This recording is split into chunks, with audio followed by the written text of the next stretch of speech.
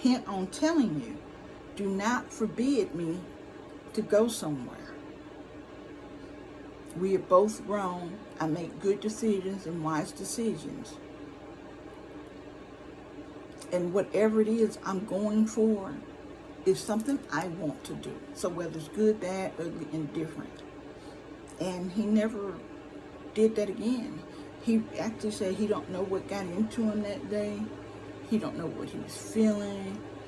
And he understood it was wrong. And it never happened again. But you can get in your feelings and you can make things so much worse. Or you can speak to people and tell them what's going on and stuff. And the first thing I said was, I just did it. And I had to tell him I did it because I care about you. And I didn't want to hurt your feelings. And this was out of the ordinary for you. And then I laid my case of, but this will not continue on. I did it to show you how much I love you and care for you. And you know, now if I continue to go out the door after you say don't go, I still love you and I still care for you. And we came to that resolution. And that never happened again. It never happened again. So you got to be spiritual leaders, go to church, put God first in everything. Do Bible study and prayer. Men, all you men are saying y'all emasculated. I ask you to do this one thing. Every morning, hold your wife's hand and pray out loud. Say a prayer out loud holding your wife's hand. Pray for your family. Pray for your wife. Pray for your children. Then on the weekends when your kids are there and y'all all in one place in the morning, do a family prayer together. Pray together. As they get comfortable with it, have the children to say a prayer and get them to pray. And so these men will understand what it means to pray over a family. And that is one big thing. Your family and your relationship and your role in your own home may be due to your lack of spiritual leadership. It's a start at home, then spread abroad. And if you're emasculated in your own home, you're emasculated outside your home. You've got to quit just saying this is one case instance. And every woman is not like that. And if you're running up on every woman that is gruff and rough and make you feel small, you may need to look at the common denominator. I'm just saying. But men, quit crying and complaining about somebody took away your masculinity. Be as masculine as you can ever be. By example, is holding your wife's hand and praying for her daily or nightly before you go to bed, and do the same thing for your children. And I don't mean praying for the world and peace and blah blah blah. You always can do that. You can do that in your own prayer. But I'm talking about you take time to cover your home, your wife, your family. You and your wife, pray those prayers over your family. Don't be talking about the hungry kids in Egypt. Don't be talking about water for Iran and Iraq. Don't be talking about space shuttle going up. Don't be talking about pray over your family. And you could tell your kids, y'all need to pray for life, current events, what's going on, people you have mercy for, because people see you praying for other people and, oh Lord, heal them and wish them well, and they see how you treat them when they're not looking. They hear you talking about them same ones on the phone. So that's a bad message in front of your children. You're praying for your neighbor and then you're laughing and wishing them no good and all kind of things. Pray over your own family. Because what you put out is going to come back in. That prayer you put out over your children, over your wife, will come back in. The reason I knew I was going to marry my husband, I went to the first Gulf War in Iraq. And we was in Saudi Arabia. And when I come back, my future husband was there to pick me up from the airport. I'm in my military, and he hugged me, kissed me on the jaw, and he said, I've been praying for you every day while you were gone. That was the most beautiful thing that a person could have said. He didn't tell me while I was there. He didn't say nothing, but he said, I prayed every day. It wasn't to score any points. It wasn't to lead me on or anything. There is no better gift the husband can give his wife is to stand with her and pray out loud and thank the Lord for her, or ask the Lord to help in problems that you have with her. It's great. Men, and the Bible says, Father's prayer over your children. So I hope all the men that watch this who do not pray over their children out loud, touching them, not on the floor kneeling, thanking for their health. I mean, pray over your kids. So let me move on. All right. They run from conflict. Can't have conflict. Or it looks like somebody's finna get into it, they take off. And we ain't talking about fist fight. We talking about a conversation where women are chasing the men all through the home, trying to talk to them about a subject, and the more we chasing them now, we're going back 5 years. We make that next round to the next room, we done went back 10 years. Before you know it, we done ran so much, we back to your infancy. Talking about you were bad from when you came into the world. We chasing you down. You running from it. You're getting away. And if you run in this day, you're not going to be able to come to the table any other time. If you run from conflict, you're not a protector in your home. Conflict in your home. Confrontation in your home. You don't know what to do but run. That, if you can't sit down and talk and y'all hash things out and work things out, because y'all going to be together, stay together. You don't want her feelings hurt. You don't want his feelings hurt.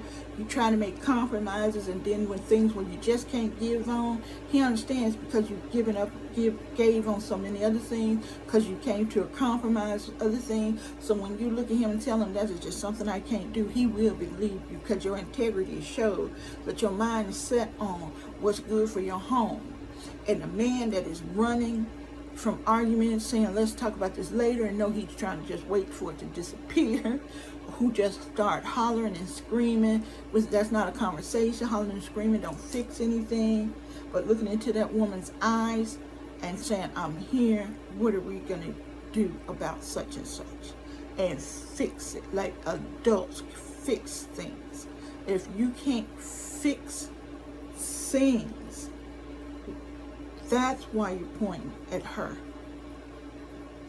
Because you would be on top of things where she didn't even have time and room and space to make so many decisions, because you already own it. You see mail come in the house. You see bills. You see your children growing up, hitting puberty and stuff, and you're not concerned about them teenage years. You can't fluently talk about what kind of grades and person they are if you're absent. There's so much work for you to do, man. And to keep saying this, and all right, everyone agrees, let's do this. Everyone agrees that women want to make women out of you men. Raise your hand. Okay. Everybody said, yes, sir, we want to make women out of you. What you do next? What do you do next, man? Change your name to Carly, Becky, Felicia. Okay, we women are trying to make women out of you. Man, if you just stay crying, she took this, she took this, she took this. If she can take it, a woman, what do men out there in public do to you? What do they take from you? If you got your wife, who you're supposed to honor and protect and provide for, and she takes your manhood, she takes and make you a non-man. When you step out your door, what are you? Do you explain to your friends, male friends, my wife has made me into a woman? She makes all the decisions and I don't do nothing. And what do you say? Me too, man. Me too, man. And what y'all do? Because she's taking you like another child. You're being fed. You're being cared for. She's your nurse. She's your cook. She's your cleaner. She's your parent that makes decisions. And you don't pull her to the table and say, we need to talk about this. I don't feel like a man within my own household. and I want to. So let's see how we can get there to where I'm happy and I feel like I'm an important part, integral part of this relationship. That I also have the ability to lead, because maybe nothing has come up that shows that. Maybe I have just been letting you make the decisions every day because I thought they were minor and trifling. Then I didn't understand they were part of bigger decisions, and you had the baby decision and at the beginning, then it became in the middle, and then the end product ended up being a big one. And I have no information about how it happened to come to be, and now I just want to step in and say, don't do it. When you have all the histrionic information and how it touches everybody, you want to make the decision at the end. Where were you as this was culminating? Where were you as this big decision was culminating? You have to ask yourself, where were you? And if you're saying she makes the decision, you made the decision to let her make the decisions. I'm sure she hasn't forced you into anything. She probably said, you don't know what you're doing. She probably said, you know you don't finish stuff. She probably said, you know you're always too harsh when you do this. And do you ever step back and say, let's discuss it. Let's discuss this, wife. You say, I always make the wrong decision. And y'all need to you need to point at some decisions you made that were good and tell her about them. Some good decisions. And you need to listen to her. How does she come being your wife to believe you're a bad decision maker? We have enough kids. One kid is enough. If we free when after birth, after this, that we aren't responsible for, it's great. If you say she undermines you, I tell the children to do this, and she tell them to do that. You shouldn't be doing that. You should have a conversation on how your children are going to be raised. I hear men say spanking is good for them. They need to be spanking. They treat it so this, and then she's spoiled. And then she's like, I don't want to hit him. I don't want to. You two have to come to a decision on parenting. And it's not going to be you spanking when you want to, and it's not going to be, you might as well say, let's throw that away. We can't do that. That's why we're in a conflict. Let's see where we can get in the middle ground here and work as a team and discipline the kids, because discipline is what we're after. We are not after, I'm right in my parenting skills or I'm right in my parenting skills. We want to be here to say when our children do things wrong, this is the consequences. Take yourselves out of it and fighting over power and control. Stop it. You have to be grown.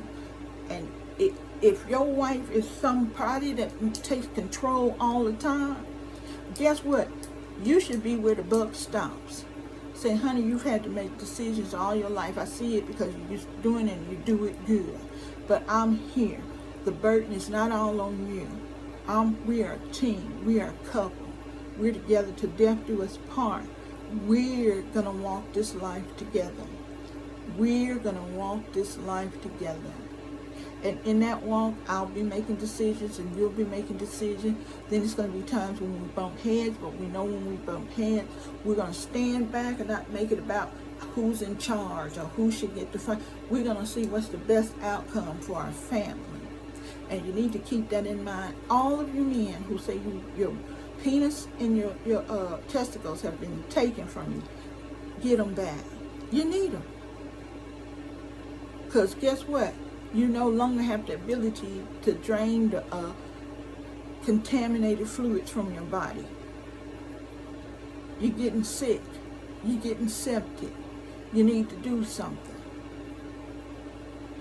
And being abusive to your wife and just screaming at her, you think you're in charge, you're not my boss, that is not productive. There's counseling, there's courses about marriage and family. You got resources, Mr. Man, to find out how to handle things. You can read, you can ask other people. But strong arming, those days, just like hunting, is over. Strong arming is not. We're in an era of brains and technology. And technology is way above brains now. You don't even have to think to come out with right answers. You push buttons and they do it for you.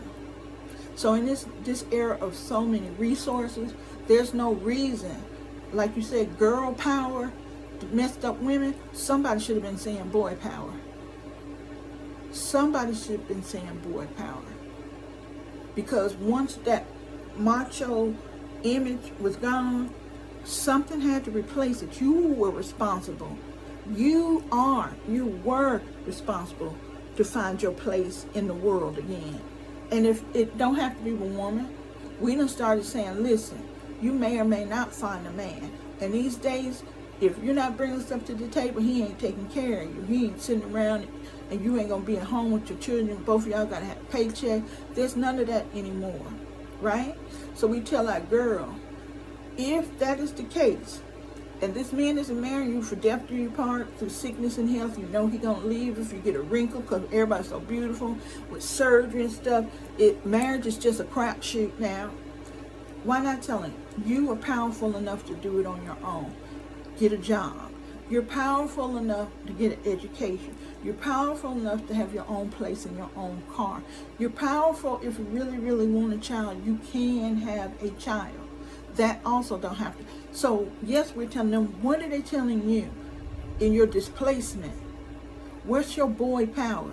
The only boy power I hear is get them women. Them women hateful. Them women hate men. That is not power. That is not power. Think about what power is and go after it. And beating somebody down in submission is not power. It's brutality. It's bullying. And the man is bigger than that because you can communicate. You're not an animal. Okay? Now, I just wanted to say, said this to someone on Facebook. Everybody, I watch Westerns. My husband watched Westerns. Then I went to be with him, spend time with him. So I started watching Westerns, and now I like Westerns. That's when we first was married. We've been together like 27 years. 27 years. So that first year was Western. I was like, ugh. And by the second child, so that was about year 4, I was watching all the Westerns. I was buying them Westerns for birthday presents and Christmas presents. We just had Westerns everywhere. But the thing about the man type of in the old West, the old gravelly man who didn't take any guns and he would shoot you. Did you ever notice how they snatched on women?